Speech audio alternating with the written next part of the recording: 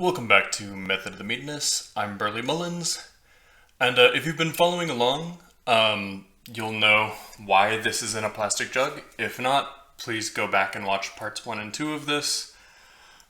Today we're going to be bottling the cheap beginner mead, where I revisit the very first mead I ever made and talk about the changes that I made now, why I made them, and where you can cut corners in cost in making mead, especially if you're new to the hobby and trying to get into it for the first time.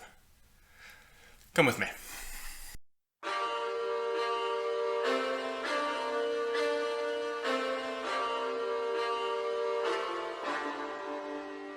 As you saw in the intro, we're going to be bottling this mead today, and in keeping with the spirit of cutting costs where possible and still making a really good bang for your buck mead, we're going to be using a couple of used wine bottles, a limoncello bottle, and another swing top bottle that I just happened to come by. Just a hodgepodge of bottles that you can get your hands on, and just in keeping with the spirit of this.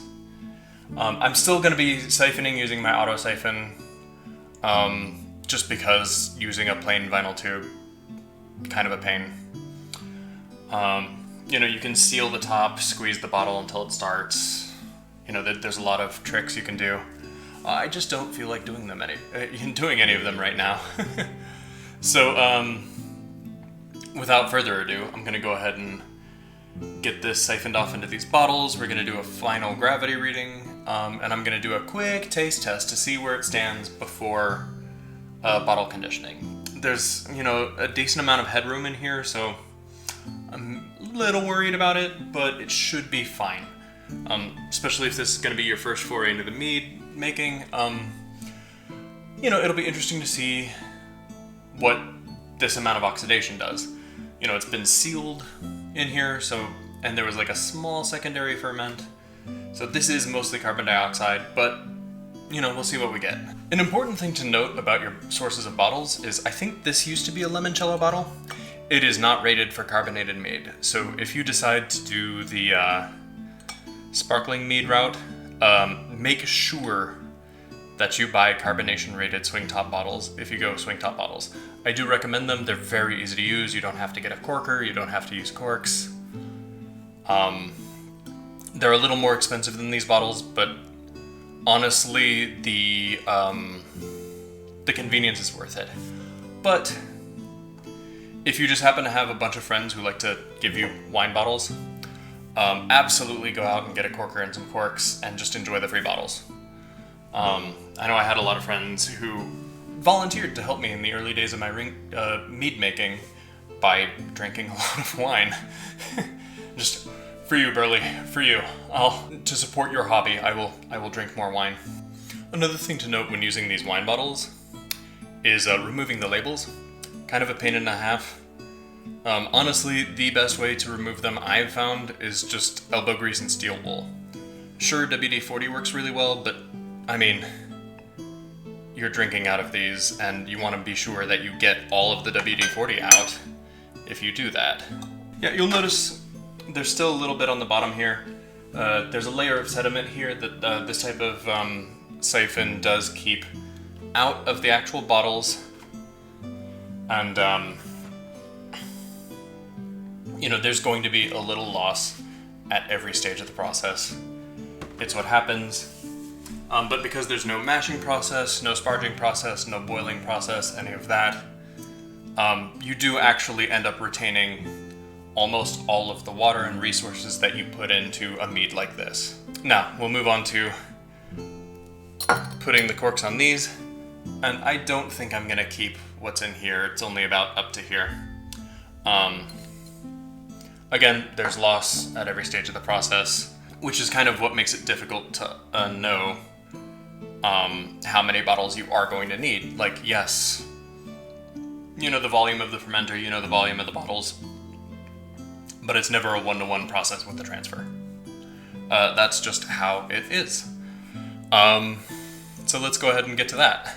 So this is what you're probably going to find as your first time wine corker. So there are a lot of benefits to using corks and wine bottles when making mead.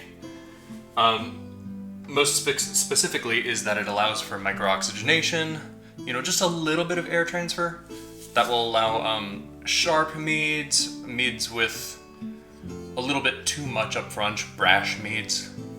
It'll allow them to mellow out and sand off some of those rough edges over time, and can allow the mead to express itself. That's not to say that that doesn't happen in meads with airtight seals. A little bit of oxygen invariably gets in, and it takes a while to mix through and really affect the contents of the bottle. But for this is the deliberate, slow introduction of oxygen through cork. And you just place the cork here, and it narrows to go into the wine bottle. You stick it on top, you clamp underneath the lip of the wine bottle, and just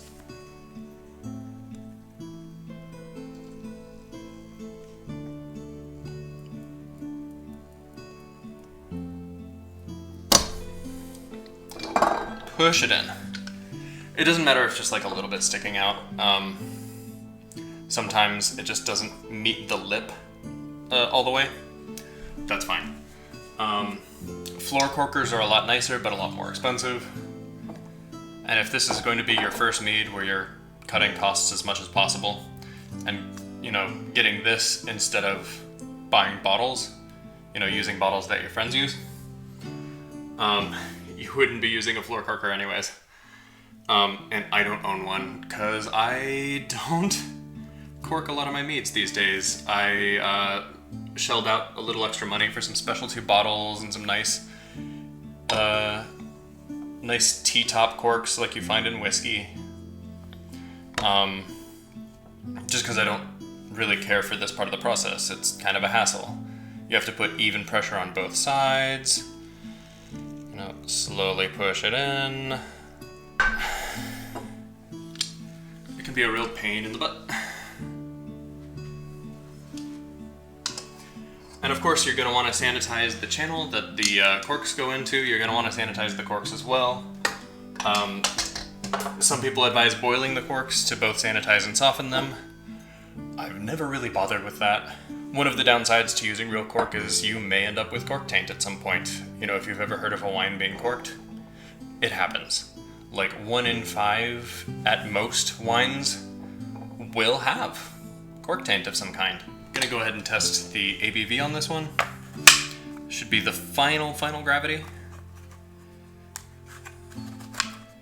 And I won't know the ABV right now. I have to do math because I use a refractometer to even it out. But Editor Burley is gonna put it right here.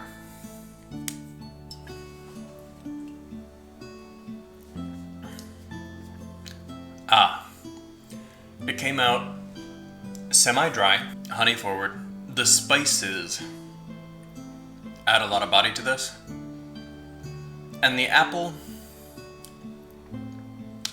is just there to let you know it's there. This is not a very apple forward sizer, I guess. Sizer metheglin mix. Just one apple went into this and soaked into the primary. So the apple flavor is not going to be as pure as if I had put it in a secondary, which I wanted. And there's a little bit of funk to it that came in fermentation, which I also wanted. There are many times when you will want to put your flavoring components, your adjuncts, into secondary. If you want a pure representation of those flavors, put them in secondary. Wait until fermentation's finished. There's almost a butteriness to the mouthfeel, but it's still sharp. It's still very youthful. I think these two ones, the corked ones, are going to be fantastic in 6 months, a year. This one will be good to go, and I think done with all the changes in it in just a couple of months. Just because the nature of the airtight seal. overall, I've come a long way since that first mead that I made. And if you decide to take this journey and start on this hobby, or maybe you've done this hobby for a long time, you will still benefit from trying again and again and again over the years, iterating, seeing what you like, seeing what you don't. I've come such a long way from my very first mead that tasted sweet and bready and hint of apple. But it's been one of the more worthwhile journeys I've taken. Please remember to comment down below if you like to see this type of content. You know, hit that subscribe button, hit the notification bell, and talk to me. I do as much as I can come into the comments and talk with you guys. I want to hear if you're going to try a recipe, or start making mead, or restart making mead. I love hearing that from you guys, so please, please, please come chill with me in the comments. Chill with each other in the comments. I've seen people helping each other out in the comments, and on this young, small channel, that really warms my heart. This has been a great community, and I've sort of kept myself away from the broader Mead community. I haven't really been in the forums, I haven't really been watching other people's videos. I've just been exploring this hobby as I find it. And I've really been missing out, honestly. Yeah, there's some pretentiousness, but what hobby doesn't have that? There are some snobs. But I've been having a really good time. Truly. So thank you for watching these videos, and thank you for being a good crowd of people. Cheers.